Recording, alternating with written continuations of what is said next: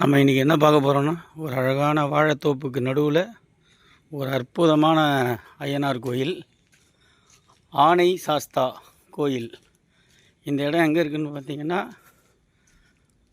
நாகர்கோவிலேருந்து 10 kilometre தள்ளி தக்கலை அப்படின்ற ஊரில் சா ரோடு அப்படின்ற இடத்துல இருக்குது.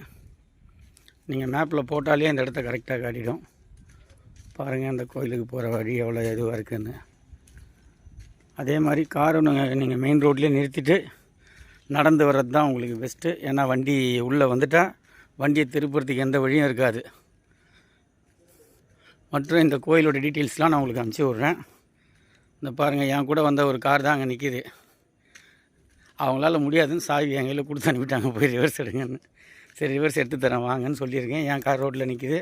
பார்த்துக்குங்க, எவ்வளோ அழகான ஒரு ரம்யமான இடத்துல அமைஞ்சிருக்க ஒரு அற்புதமான ஐயனார் கோயில் இது.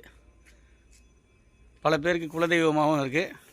இதை பற்றின டீட்டெயில்ஸ் அடுத்த வீடியோவில் போடுறேன், பாருங்கள்.